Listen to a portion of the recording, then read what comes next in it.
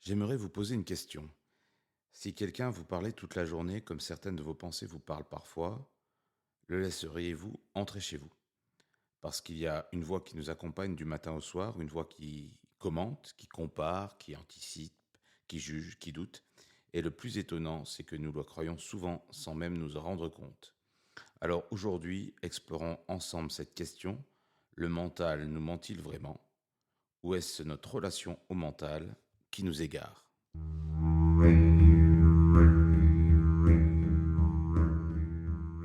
Bienvenue dans les Chroniques du Mage. Je suis Florent Rousset, accompagnant professionnel et personnel depuis plus de 20 ans. Chaque semaine, je vous invite à faire un pas de côté, à prendre de la hauteur et à percevoir autrement ce que vous traversez en explorant d'autres possibles. Je partage avec vous mes perceptions, mes questionnements, mes expériences, des méthodes, des outils, des méditations guidées et des conversations profondes avec des personnes inspirantes. Mon intention, vous aider à retrouver de la clarté, à transformer vos parts d'ombre et à révéler cette lumière intérieure qui peut faire de vous un phare pour les autres. Je vous souhaite une belle écoute de cette chronique du mage.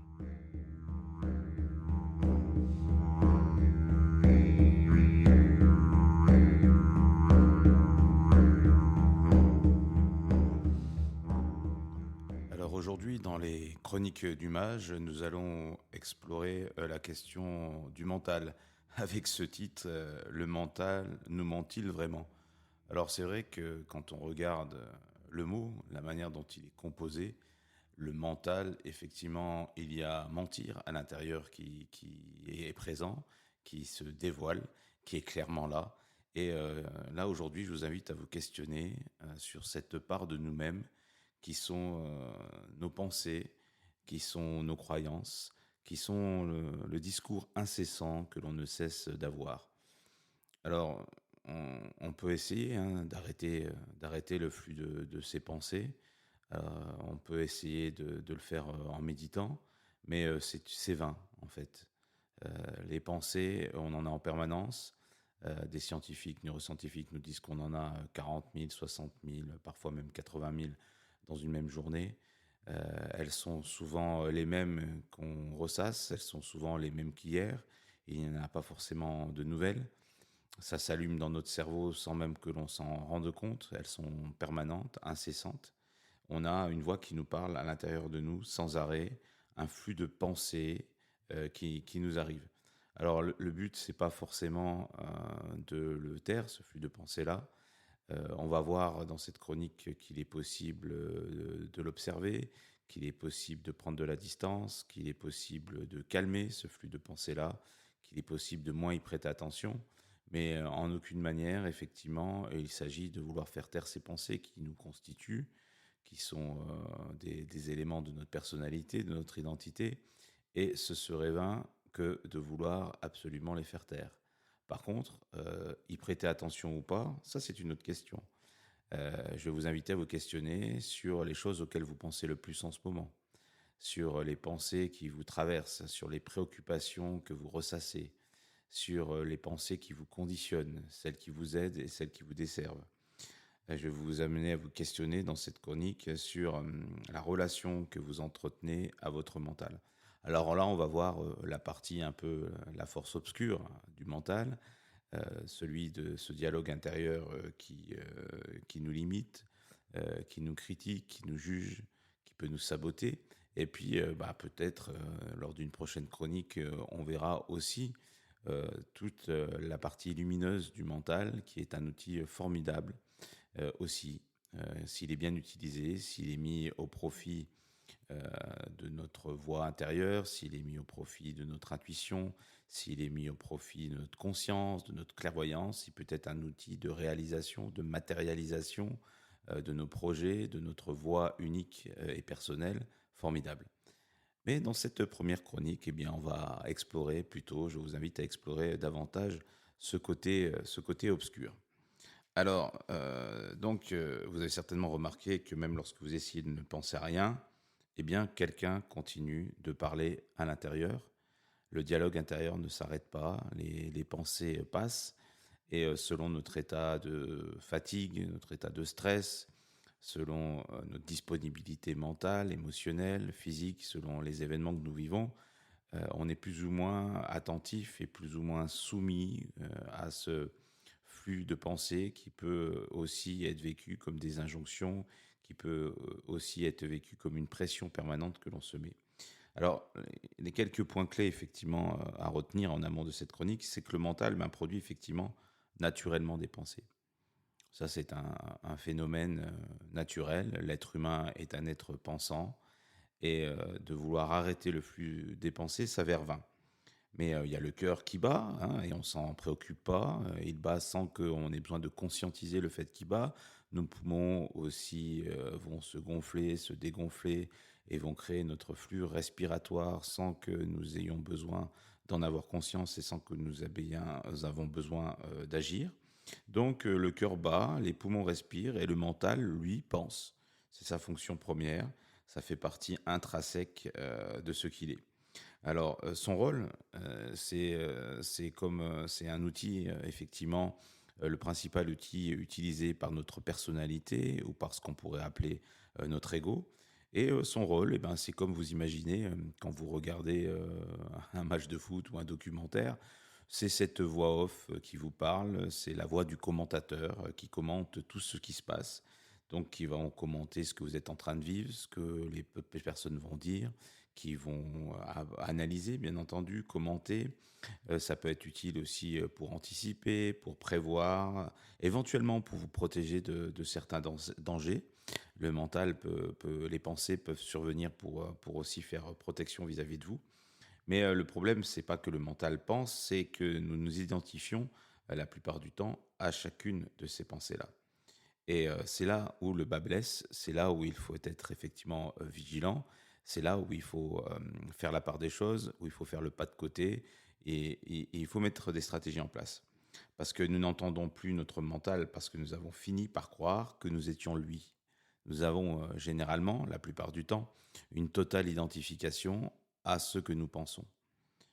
Et du coup, c'est là où il y a de la difficulté, c'est le fait de croire directement ce que le mental nous dit toute la journée et de suivre son flux de conversation, de penser, comme si on avait quelqu'un qui était toute la journée en train d'avec nous, de commenter tout ce qui nous arrive, de juger tout ce qui nous arrive, de juger tout ce que nous pensons, de juger ce que nous ressentons, de juger et commenter ce que nous vivons, les décisions que nous prenons. Donc le mental est constamment en activité. Et toutes ces pensées sont-elles vraies? Toutes ces pensées sont-elles bonnes pour moi? Toutes ces pensées sont-elles utiles? C'est vraiment les questions que je vous invite à vous poser et à vous questionner sur ce que vous croyez être comme vrai. Parce que le mental et les pensées, c'est notre premier filtre de perception par rapport à la réalité. C'est le filtre de perception qui nous permet de créer notre identité. Et lorsque nous faisons face à des événements quels qu'ils soient jugés bons pour nous ou moins bons, les pensées vont émerger, un jugement, un filtre de perception avec notre mental va être mis en place, ce qui va générer une manière de penser et une manière de percevoir l'événement, et qui va générer à son tour une manière de ressentir l'événement, qui va générer des émotions, et qui vont elles-mêmes, ces émotions à son tour, nous pousser à prendre des décisions, nous pousser à agir d'une certaine manière ou réagir. Et si nous laissons ce flux de pensée et ce mental sans contrôle, le laisser décider par lui-même, eh bien nous allons souvent réagir aux événements par conditionnement, nous allons avoir des schémas un peu répétés, nous allons réagir par habitude par rapport à ce que nous croyons vrai, ce que nous croyons juste, par rapport à ce que le mental dit de nous, de la personne qui est en face de nous, de la situation, de ce qu'elle dit, de l'événement. Et nous aurons du mal à prendre de la distance, à vérifier si la perception que nous avons par rapport à la situation est juste, si elle est vraie, si elle est aidante pour nous, si cette croyance nous aide ou si elle nous limite. Nous aurons aussi de la difficulté à faire le pas de côté pour voir que cette perception de l'événement en question nous génère des émotions et nous ne demandons généralement pas est-ce que cette émotion est bonne pour moi, est-ce qu'elle n'est pas bonne. Nous avons peu conscience des émotions qui nous traversent et généralement nous sommes plutôt soumis aux émotions et nous les subissons plutôt que nous agissions de manière consciente avec. Et du coup, ça va nous pousser à poser des actes ou à prendre des décisions qui vont fonctionner selon aussi notre manière de penser, donc les biais qu'on peut avoir, des biais cognitifs qu'on peut avoir, des croyances qui nous aident à percevoir le monde, qui nous aident à prendre des décisions, mais qu'on remet peu souvent en question. Et du coup, c'est ce schéma-là que je vous invite à analyser et à observer et vous donner dans cette chronique déjà quelques premières clés pour apaiser le flux de votre pensée, calmer votre mental et pouvoir analyser les pensées qui vous traversent le plus souvent et vérifier si ces pensées sont bonnes pour vous ou pas. Est-ce que vous devez ou pas y prêter attention? Alors, si je dis combien de catastrophes avez-vous vécu uniquement dans votre tête, uniquement par vos pensées, des scénarios catastrophes que vous vous êtes fait, tiens, je vais rencontrer telle personne, il risquerait de se passer telle ou telle chose. Et si je prends telle décision ou si je prends pas telle décision, il pourra arriver ceci ou cela. Combien de peurs s'avèrent réelles?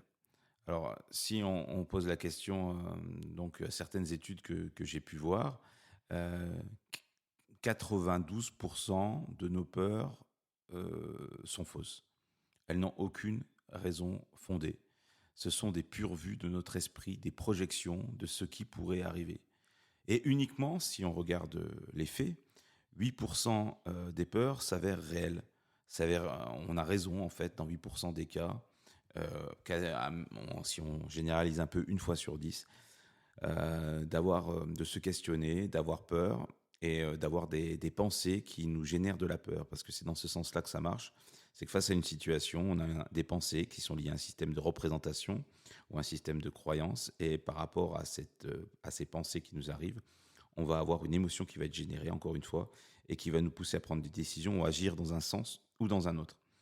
Donc, du coup, si on a peur, et on a raison d'avoir peur qu'une fois sur 10, ça veut dire que 9 fois sur 10, on se raconte des histoires, on se crée des films dans sa tête, on se crée des scénarios catastrophes qui nous empêchent de voir la réalité de manière plus objective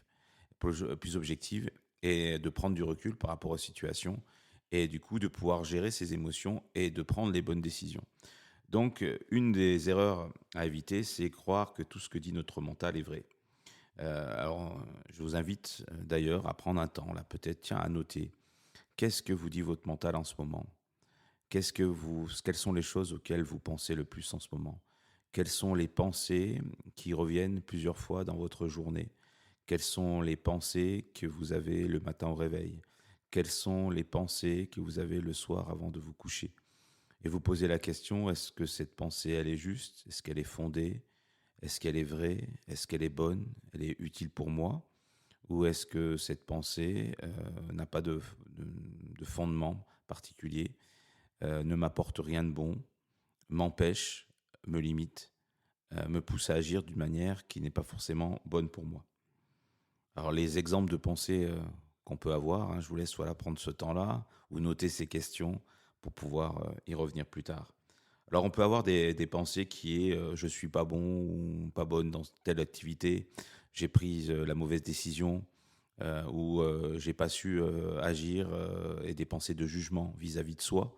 J'ai pas su agir dans cette situation, la personne s'est énervée après moi, elle a eu raison parce que j'ai mal agi, parce que j'ai pas fait ce qu'il fallait. On peut avoir des pensées de jugement vis-à-vis autrui, cette personne n'est pas assez compétente, j'ai pas plus confiance en elle, elle m'a trahi. Toutes ces pensées-là qui peuvent effectivement être des pensées de jugement. On peut avoir des pensées de je vais échouer. S'il m'a pas répondu, c'est qu'il est certainement fâché. Je ne suis pas à la hauteur. Et donc, le mental ne cherche pas forcément la vérité. Il cherche souvent plutôt la sécurité. Il cherche aussi à conforter un système de pensée ou un système de croyances qui sont cohérentes les unes avec les autres et qui sont reliées à ce qu'on avait vu dans le podcast numéro 1 et que je vous invite à écouter si vous ne l'avez pas écouté ou à réécouter le cas échéant, qui sont liées à notre identité. Donc ça, c'est les racines, quelque part, nos pensées, c'est les racines de notre identité. Je suis un père de famille, je devrais agir de telle ou telle manière. Je suis un chef d'entreprise, je devrais prendre dans cette situation telle ou telle décision. Je suis un manager, je devrais agir comme ça avec mon équipe. Et là, j'ai pas agi comme ça, donc je suis pas un bon manager. Je suis un entrepreneur, je devrais faire telle ou telle action. J'ai pas assez de clients, c'est que j'ai pas fait ce qu'il faut. J'ai pas fait les bonnes décisions de gestion. Et puis c'est valable aussi dans nos relations interpersonnelles, nos relations amicales ou nos relations amoureuses. j'ai pas solliciter ou prêter assez d'attention à la personne qui partage ma vie, à mes enfants, à mon meilleur ami. Et du coup, on a pris de la distance, on s'est un peu éloigné, on se voit moins souvent, on s'appelle moins souvent, on échange moins de SMS. Et du coup, c'est ma faute. J'ai pas pris soin assez de lui ou d'elle. J'ai pas été assez présent. Alors, il est intéressant de noter toutes ces pensées qui peuvent revenir et d'aller vérifier si elles s'avèrent justes sur certains aspects et de manière objective se demander tiens, quand j'ai pris telle ou telle décision, quels étaient les faits objectifs que j'ai, quelles sont les options que je peux avoir, quelles sont les conséquences de telle, si je vois la situation de telle ou telle manière, quelles en sont les conséquences, si je prends telle décision, quelles sont les conséquences, si je prends telle autre, quelles sont les autres conséquences, et de revenir tout le temps à une vision plus objective des faits. Euh, et même si on ne peut pas perdre totalement une certaine subjectivité, mais au moins poser les faits tels qu'ils sont, tels qu'ils se sont déroulés, les informations telles que vous les avez, puis aller questionner les personnes pour compléter les informations que vous avez, pour prendre telle ou telle décision, aller confronter votre point de vue, mais ne pas systématiquement croire ce que vous dit votre mental, croire la manière dont il vous parle. Et lorsque ces pensées se répètent, alors là c'est vraiment un signe intéressant, lorsqu'il y a de la répétition des pensées, c'est qu'effectivement il peut avoir une forme de préoccupation et aussi une pensée qui s'enracine. Et lorsque ces pensées se répètent, elles commencent à prendre une forme particulière, elles deviennent quelque part aussi votre dialogue intérieur. Et ce dialogue intérieur, souvent, se transforme dans certaines situations comme un juge intérieur. Alors c'est intéressant d'avoir du dialogue intérieur, c'est intéressant d'avoir d'y penser, c'est intéressant d'analyser ces pensées-là, de les observer, de les laisser passer pour certaines, de s'y attarder pour d'autres. Mais lorsque les pensées sont comme un juge intérieur qui vous juge en permanence sur ce que vous pensez, ressentez, sur les actions que vous posez, vous pouvez vous poser encore la question, comme dans le podcast numéro 2 qui observe, qui est ce juge? Qui est cette voix intérieure qui me parle? De quelle autorité elle parle? Qu'est-ce qu'elle m'apporte? En quoi elle dit vrai? En quoi elle dit faux? En quoi les jugements qu'elle a à mon égard ou à ceux des autres m'apportent du bien ou apportent du bien à mon entourage, sont écologiques pour moi et écologiques pour les autres. Alors quand on parle du juge intérieur, je me demande si parleriez-vous à un ami comme vous vous parlez parfois vous-même. Ça, c'est la question à quelques centimes d'euros. Parleriez-vous à un ami comme vous parlez parfois vous-même? Alors il peut être bon d'avoir une certaine autocritique, de remettre en question certaines pensées ou certaines décisions que vous pouvez prendre, de vouloir vous prémunir des décisions ou des conséquences des décisions que vous pouvez avoir, de pouvoir faire aussi parfois de la comparaison. Mais ce jugement permanent peut vous donner aussi l'impression que vous n'êtes jamais à la hauteur, que vous n'êtes pas au rendez-vous, que vous n'avez pas les compétences nécessaires, que vous n'arrivez pas à poser les bonnes actions. Et du coup, vous conduire dans un espace de fuite, un espace de désengagement, d'inaction ou de découragement, dans la mesure où tout ce que vous entreprenez, ben, vous jugez que c'est pas suffisant, que c'est pas assez, que ça n'apporte pas assez de conséquences positives, que ça ne va pas, que ça n'aboutit pas, que c'est peine perdue. Et dans ce cas-là, vous vous créez un autoconditionnement, une critique qui vous enferme, une des pensées qui vous enferme et un autoconditionnement qui vous empêche d'agir et d'avoir les résultats que vous espérez. C'est aussi le cas lorsque l'on veut faire de la comparaison. Je pense profondément qu'on a chacun notre propre voie, notre propre chemin d'expérience, qu'on rencontre les difficultés sur sa route jamais par hasard, que lorsqu'on les rencontre, on a les ressources pour pouvoir les dépasser, pour pouvoir en tirer les apprentissages, et qu'on a chacun notre propre horloge temporelle, notre propre itinéraire, et que c'est vain de vouloir se comparer aux autres. C'est tout du temps et de l'énergie perdue. Parce que au lieu de se concentrer sur soi, sur ce qu'il est possible d'agir, euh, se concentrer sur son dialogue intérieur. Et là, on verra la distinction entre cette voix qui vous juge et la voix qui vous guide. Ça sera l'objet d'une prochaine chronique. Du coup, on va aller dans une certaine comparaison ou atteindre un certain perfectionnisme qui est vain. Et tu aurais dû faire mieux, tu n'es pas assez, tu aurais dû comprendre ceci ou cela. Et dans ces moments-là, je vous pose réellement la question, mais qui parle réellement? Est-ce que c'est le mental? Est-ce que c'est une vieille croyance qui est une peur, qui est infondée? une voix héritée de l'éducation, héritée de mon environnement, héritée de mon conditionnement, héritée de mon entourage personnel. Certaines, on entend dire qu'on est à l'image des 5 personnes que l'on fréquente le plus. Donc, quand on questionne aussi son entourage, tiens, d'où je tiens cette pensée-là, d'où je tiens que c'est pas possible, ou que c'est difficile, ou que je vais pas y arriver, ou que c'est compliqué, ou que je suis pas à la hauteur. Est-ce que je l'ai entendu quand j'étais enfant? Est-ce que je l'ai entendu de mon manager? Est-ce que je l'ai entendu de mes clients? Est-ce que je l'ai entendu de personnes de mon entourage, de mes parents? Qu'est-ce qui me fait dire ça? Qu'est-ce qui me fait penser ça? Qu'est-ce qui me fait répéter cette question-là en boucle, en vain? Qui parle à l'intérieur de moi? Donc nous passons parfois notre vie à obéir à une voix dont nous n'avons jamais vérifié l'identité, dont nous n'avons jamais vérifié si elle était bonne pour nous, si elle était vraie, si elle était juste. Alors, la bonne nouvelle, c'est que nous avons déjà rencontré dans les périodes précédentes celui qui peut observer tout cela.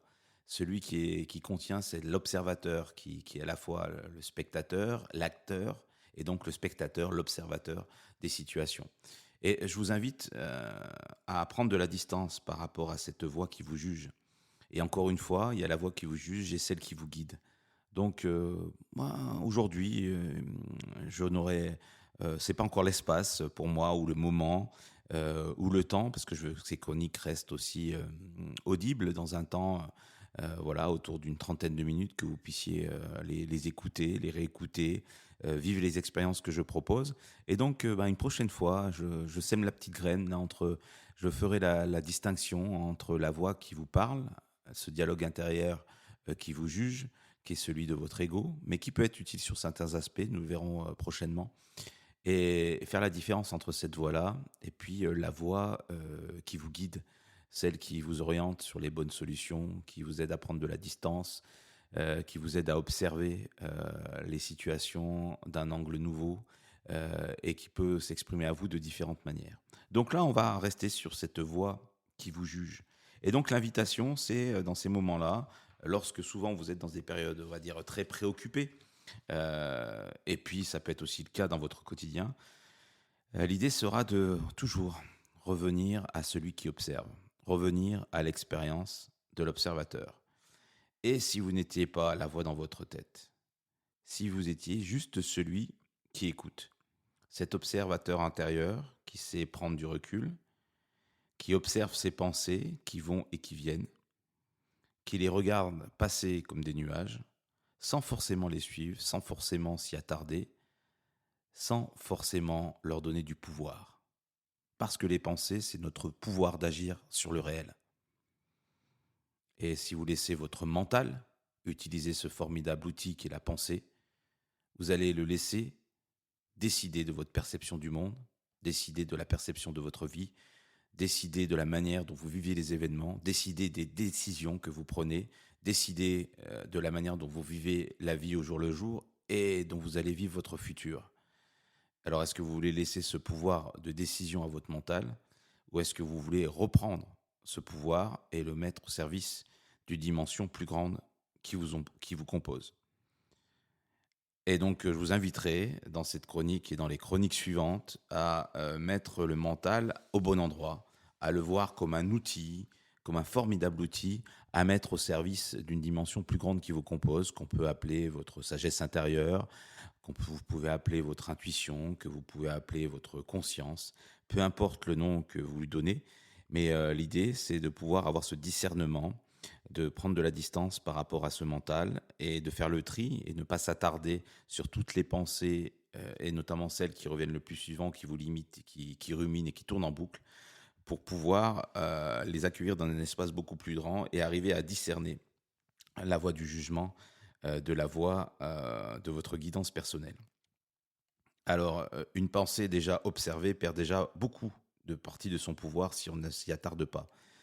Alors, je vois sans vouloir regarder forcément le chrono qui tourne, c'est pas le but, mais je souhaiterais rester dans un format, on va dire, entendable. Mais d'ailleurs, en commentaire, vous pouvez me dire qu'est-ce que vous pensez de la manière et du rythme de ces chroniques-là, qu'est-ce que vous pensez du temps qui sont consacrés, de leur durée. Est-ce que vous êtes prêt à écouter des formats un peu plus longs, à ce que je m'attarde davantage? Faites-moi en part à commentaire. En tout cas, envoyez-moi des messages sur Instagram, sur LinkedIn, peu importe, par mail, pour me faire un retour. Ça me serait vraiment utile pour arriver à voir si cette durée vous convient ou si le fait que je peux me laisser aller un peu plus dans l'espace-temps et ça peut aussi totalement vous convenir. Donc, pour vous proposer une pratique simple afin de, de gérer au mieux votre mental, je vous propose pendant les prochaines 24 heures une expérience. Je vous propose que 3 fois dans la journée, vous fassiez une pause. Vous arrêtez quelques secondes, ou je dirais même quelques minutes. Vous prenez 3 à 5 minutes pour revenir à votre corps, contempler un paysage, prendre une respiration ou des respirations profondes et vous mettre à l'écoute de ce qui se dit dans votre tête. Posez-vous cette seule question: quelles sont les pensées qui me traversent? Observez-les comme des nuages en les laissant passer. Ne vous y attardez pas. Vivez juste cette posture d'observateur. Ça, c'est une première pratique que je vous propose. Et vous demandez, est-ce une réalité, une histoire que mon mental est en train de me raconter? Vous pouvez remercier votre mental pour son avis, pour son conseil. Mais comme on sait que les conseillers ne sont pas les payeurs, vous pouvez y prêter attention ou pas. Sans lutter, sans juger, sans rechercher à faire taire le mental, simplement vous observez les pensées qui vous viennent. Et puis, au fil des jours, vous essayez ça pendant une semaine, par exemple, jusqu'à la prochaine chronique. Et puis, vous pouvez noter à la fin de cette expérience-là, tiens, quelles sont les pensées qui reviennent le plus en ce moment? Quelles sont celles que, quand je prends ces temps de pause, reviennent fréquemment? Quelles sont les pensées qui me reviennent le plus dans la journée? Quelles sont les pensées que j'ai au réveil? Quelles sont les pensées que j'ai au coucher? Vous pouvez les noter sur un papier. Et puis prendre le temps d'y réfléchir, de les observer, de vous poser la question, est-ce que cette pensée est juste, est vraie? Est-ce qu'elle a des fondements objectifs? Est-ce que cette pensée n'a pas de racines profondes et n'a pas de fondement?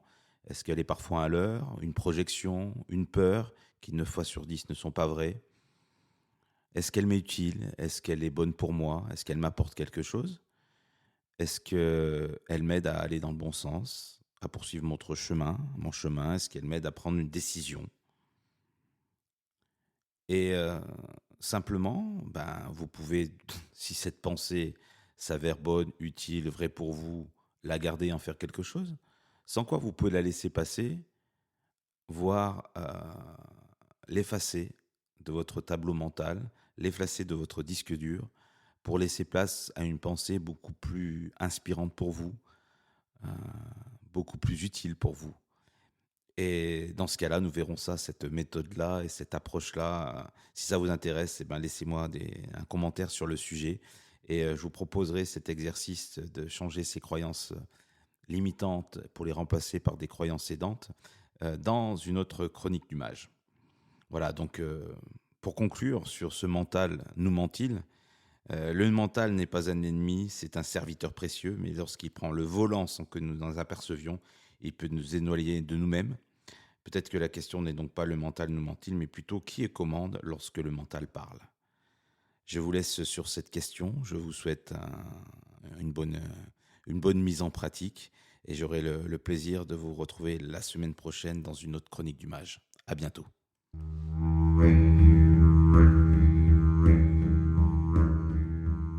Je vous remercie d'avoir écouté cette chronique du mage jusqu'au bout.